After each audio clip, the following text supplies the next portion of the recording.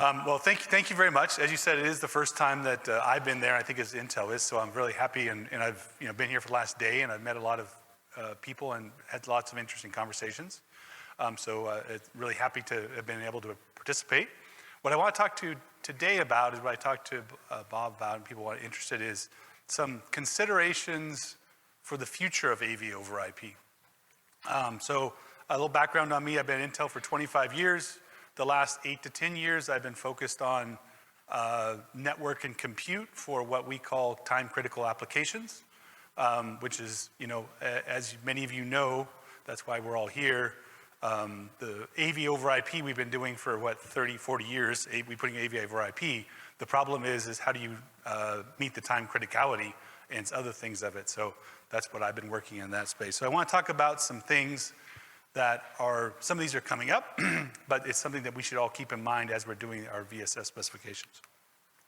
So I'm going to, right out the front, say I'm not going to talk about AV over IP, or actually not putting AV in IP. It's very important. I'm going to talk about things that are below that and above that in the virtual network stack.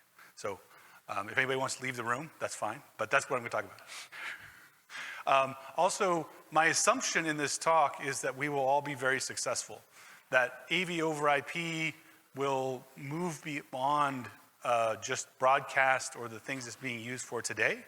And I strongly believe this, that AV over IP will be used in many different things, from industrial settings to Pro AV is already being addressed by IPMX, to building infrastructure, digital signage. So I really believe that AV over IP will expand into many of these different applications and workflows. Of course, that means we need to find a way to adapt and make it applicable to all these unique workflows.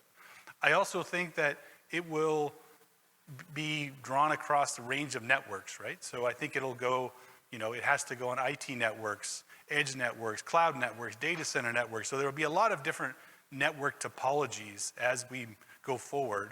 And that's kind of I think the challenge that we have as we move beyond the initial applications is, how do we fit all these different workflows on a variety of network configurations and types? So that's kind of my starting thinking.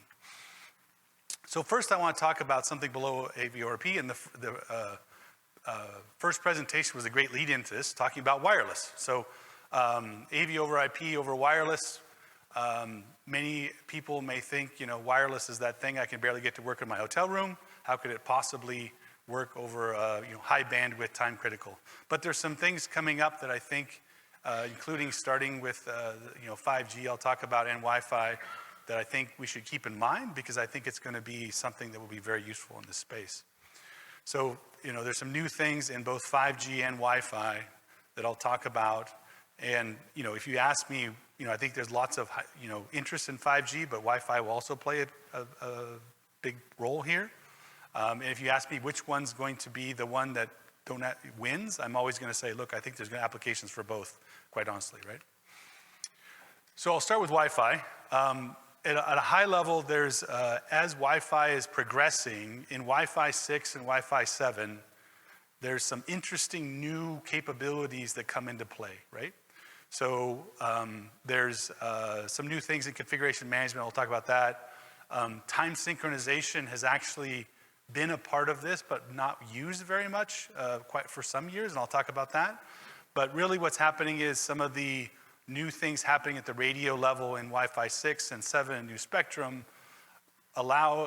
start to get to what the real issue with Wi-Fi has been, the latency and tail latencies, down to something that can be used for, video, certainly. It's even being looked at for using, some aspects of industrial control loops. And there's some things that redundancy coming up. So one thing to talk about is, and this is very, I think, important for as we look at how we do our specifications. So time synchronization. So PTP over Wi-Fi. If you just try and do PTP over Wi-Fi, in a standard way, you're going to have trouble because you don't have a wire. You have different, Wi-Fi is kind of fighting against you.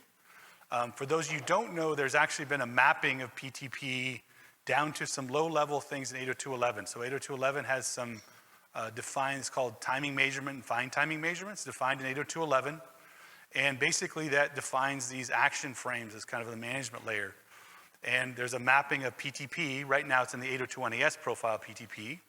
To use those action frames to do the highest level way to say is that those will be done, exchanged, and that's where the timestamping will happen and pass up the PTP stack. And if we do it this way, you can get very good time sync actually, down to, a couple few microseconds, right? So, but that mapping works very well. And if you guys are interested in that, I can point to people to the tutorial. I think the takeaway for me here is that we need to be, as we develop our specs and prescribe PTP, what we need to do is to have the right binding and just say, make sure we're not over prescriptive on how we're saying to do PTP, so that on a wireless link or Wi-Fi link, at the end of the day, there's still a PTP stack at the top and you're getting time, but not to be over prescriptive on the specific profile or how it's doing the lower level mechanisms, right? If we do that, then this will just work at that layer and it'll click in. But it's something I think we should think about as we go forward and how we use PTP. This is a Wi-Fi 6 demo at Mobile World Congress this year. Just as there's been, as a proof point, there's been several industrial control demos showing a control loop of, a couple less than 10 milliseconds control loop, and showing that it's, even with interfering and things happening, you can maintain that control loop and synchronization with Wi-Fi. So this is something that's developing. It's, just coming out with Wi-Fi 6 and with new spectrum and other things in Wi-Fi 7. But, and I'll talk about 5G in a second, but I think that there's a, advantage to having kind of both of these, because they're, 5G is going to do a lot of great things, but there may be, installations, places where a private 5G or 5G, may not be the, fit. So I think looking at both these options for wireless is good. Now I'll talk about 5G. So I think a lot of people know about 5G. There's a couple other presentations about 5G. What I wanted to talk about a couple things here about where 5G is going. How many people have heard of URLC in 5G? Is that something aware of and happening in 5G side? So URLC, it really rolls off the tongue. I mean, someone made this, I'm sure it was a marketing person who came up with that acronym. It stands for ultra reliable low latency communications. And this was a very specific effort in 3GPP to say, hey, we're gonna enable a standard mechanism mode for when you need low latency and more reliability, right? So it's making some trade-offs. And to the first presentation, the key here is it's going to do things at the low levels to make sure those tail latencies are not there for certain applications. So that's a standard mechanism in 3GPP. And then I think what's important is that we talk about, okay, how do we, I think a lot of systems are going to be wired and wireless. So how do we make sure we can map and manage that? So there's also been definitions in IEEE and in 3GPP, so that if you look at this system here, you have a 5G system in the kind of yellow, and then at the edges it has these TT device, which stands for TSN translator. Again, not the greatest name. But again, what they've defined is a mechanism so that as you're interfacing between the wired and wireless systems, that there is a standard mechanism for mapping PTP across and mapping QoS mechanisms across. So to the wired system, that entire yellow box looks like one big bridge, right? So if you're out there on that, all it sees is there's a bridge. That yellow box is another bridge or a switch. And so these boundary mechanisms, that they're shown as boxes. They don't have to be boxes. They're really a virtual function. This is defined in 3GPP of how to map this across, so you can have a easier to manage wired and wireless across both of those. And so that's 5G. So that's a few things on wireless side that I think are coming up that I think we should keep in mind. Related to this, I want to talk about some things. I don't have time in this presentation to go in, but there's a lot of things happening in IETF and 802.1. IETF has a committee called DetNet, and they're doing lots of great things about how to make the routing and IP, more deterministic as that. And in 802.1, many of you have probably heard of AVB or TSN, so there's lots of things coming out of that. Now, many people have heard about this, but I want to be very clear. DetNet and TSN or AVB, those are not protocols, right? I'm famous for saying there's a whole bunch of tools coming out of these. I think of them as a toolbox. And some people will say, well, that toolbox wasn't the right one for this, or we don't need that. But I think if we continue to look at some of the tools that are being made at these layers below, they can be very useful as we move across different networks and different applications, right? For example, I think that I've had some discussions of, some of the things for resource management and traffic shaping, I think could be very valuable for what we're doing here. Now, of course, it maps all nicely. We're doing the right thing, which is, we're mapping this to the IP layer. These are the things that will just be underneath and it'll all fall in. But I think we need to continue to utilize these things off the shelf and most importantly, not try and reinvent them if they're already there. So moving on to another thing which is coming up that might be of interest is single pair Ethernet. How many people have heard about single pair Ethernet, SP? Anybody? So this is, at the layer 1, this is a PHY layer thing, but this is being driven a lot by industrial use cases of, hey, I got only 2 pair. What can I do with that and have special PHYs for that? So there's, and it's been used actually by automotive as well, automotive and industrial. But I think there could be some very useful applications in some AV usages as well. So there's a range of PHYs now out there from 10 megabit to 1 gigabit.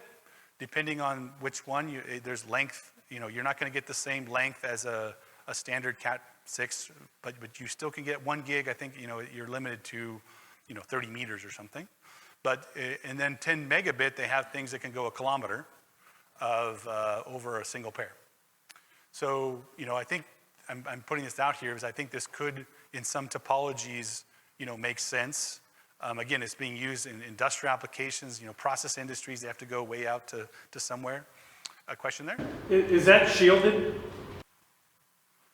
I don't know what the shielding is on each of the. There's several specs, and I'm not sure which ones require shielding or not. To be honest, right? So, but I think it could be come into play at some place. There are some people in the Pro AV industry looking at this to reach some areas. Some people have talked about things like a microphone. You're not going to, sometimes it's a connector problem, right? They're actually defining, there's both good and bad, a range of different connectors, right? So the good news is you have a range of different connectors. The bad news is you have a range of different connectors. But if you want to run a twisted pair all the way to a wired microphone, maybe that could be useful. And I got to imagine broadcast where you're trying to run something out. This could be useful. The good news is it's being enabled by IEEE, standard PHY, plugs in at layer 1. Everything above works just the same. So now I go on to some other things that I would like to talk about, which is, I've talked a little bit about the, things happening below and that as we move forward. I'd like to talk about how I see and other people see this evolving and what this means for how we manage all of this, right? So I've been involved in industrial control. I've been involved in AV.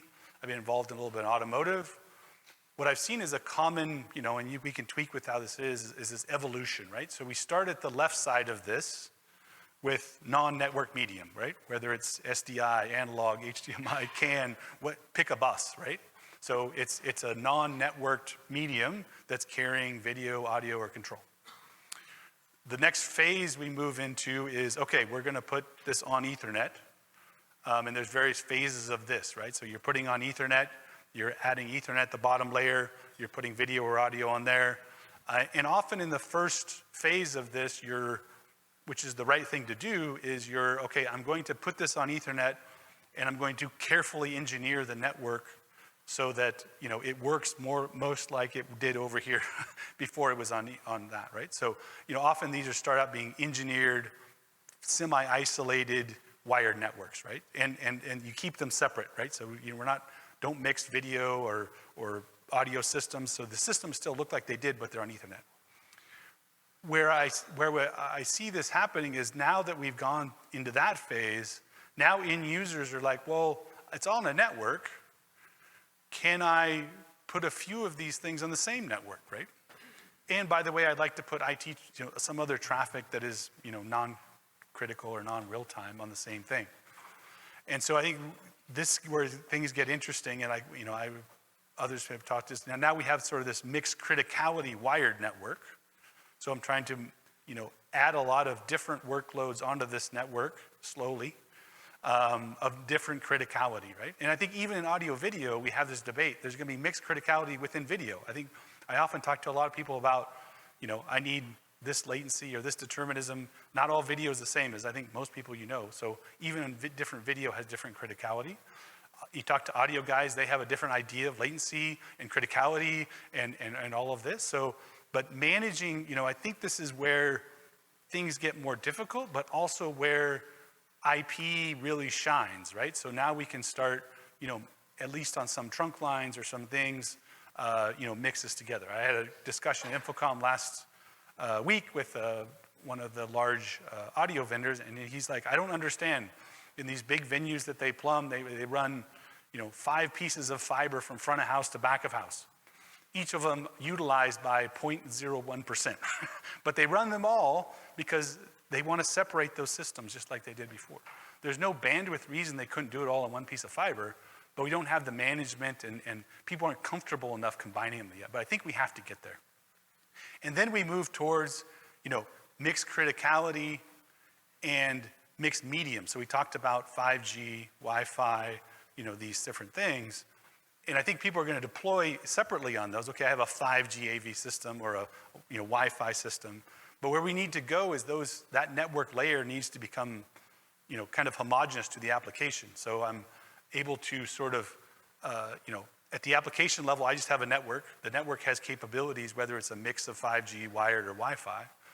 And how do I, with all these different things merging onto them, how do I, make that work? And this blue box, and sorry, one other thing is, and then I think over time, there's more desire for dynamics, right? So, engineer it works, change, that desire for that cycle to, speed up is naturally gonna happen. I see this happening in everything, how fast can I change it if I have, a different flow or a different bandwidth needed? So all of that comes into play, and the key to me is this, and I'll talk a little more, is this blue box, the management and orchestration. I think that's a real key thing that we need to, and I talked to several people, it's not like it hasn't been thought about, but that management and orchestration is very important from my perspective. And I've watched all these different industries wrestle with this, but I think it's something that we need to keep in mind. It's not something that we have to solve immediately. We can, deploy. And this is kind of my view, kind of adapted from some other things. This is adapted from some IEEE, some IETF, some other things I've seen, but this is how I break down the problem, is I have a application management orchestration. How do I manage and orchestrate the applications on all the devices? There's a lot of things that have nothing to do with the network. How do I, tell the devices what they should be doing, what they should be putting out, or what they should be, that. And then there's network orchestration, which is how do I tell the network what it should be doing? How do I configure it? How do I set it up? How do I orchestrate that? And then those two things have to coordinate though, right? So if you're setting up a stream, obviously from end to end, the network should know what's going on. And so that's the kind of the way that I break it down in my thinking, and I think it's good for us to break it down and have discussion on how we break down the management problem. I was really encouraged by the NMOS conversation yesterday. I think that's a good start up at the application management orchestration. I think the network management orchestration, the network side, I think needs to be linked into that. And the good news, I think there's some things we can adopt again, right? So there's lots of, at the network management, SDN is a very broad term. It's used for lots of things. But there's lots of things in IETF. I don't know if you guys have heard of things like Yang, RESTconf, NetConf. They're really developing past what, we had SMTP and MIBs. But, for example, a few weeks ago I looked, there was a QoS yang model that's all the information model is already there. And some people even have support it. So I think at the network level, we should adopt some of these sort of things. And then the application management, we have NMOS and maybe combining with some other things there. Now the question, now these have to coordinate, and that's an interesting problem of what's the, I got some heads around, but how does those two things coordinate? And I think there does need to be thought of how that protocol works and how that works. But I'm just making the case that I really, from my perspective, this is important. It should not be an afterthought, and I think it is solvable in a we can build this out, right? I think it's overwhelming sometimes to look at this and go, oh my gosh, how do we solve, if we have to solve all this, we'll never get anything out. But I think it's something that we can, start with something, add as we go in these different mechanisms. But I think as we go out to these different applications and many different networks, there's a temptation to simply go, okay, I'm going to pick one of these mechanisms. I'm going to pick a stack for interoperability. But that will limit us very soon, right? So we want to have kind of a loose coupling between these different layers. And I think this management is the key to enabling that sort of loose, layered architecture that we want to have, right? So that's just my kind of thoughts and plea, I guess, to leave with. So conclusions off this one is, hopefully I've given you some things to think about as we go forward. These new mediums like Wi-Fi and 5G will be very applicable, I think, to AV over IP. Mixed criticality, mixed medium networks is, I think, where we're going, and that will enable the full potential of networked AV and AV over IP. It's not going to happen tomorrow. It's not going to be easy, but I think that's where we have to, put our North Star as we architect. Standards-based management orchestration, I think, is, as we said, very important to enabling the architecture we want to go to eventually. And, my parting thing is, I really think we're early on in this journey. I talked to several people. Some of us feel like we've been working on this forever, but I still think we're, if we look back in 10, 12 years, we'll look back at this time and we're relatively early. And the choices we make at this time, not that we have to solve it everything, will be formative to how far it goes, how it scales, and with that. So I'll leave you with, I'll leave some time for questions because I think I covered quite a bit. Thank you very much again by the way, this picture I leave you with, I put in because we are in the LA area. I put this in, I've used this in a couple presentations. It was a very interesting article I read a few months ago about the history of freeways, if you recognize where we are, in LA. So we're in LA. So, it was very interesting because this is a picture from 1956, 1958, something like that. And how often do you see that freeway look like that today? Never. But it was fascinating reading this article because they had all these quotes from people back then, like, oh, the freeway is it's the future. I could just jump on, go anywhere in no time, right? And the idea of, managing traffic was so far from what they're doing. But anyway, the point is I think, planning for these things and managing this is the key to a successful overall system. All right, thank you very much. And are there any questions? Great, thank you.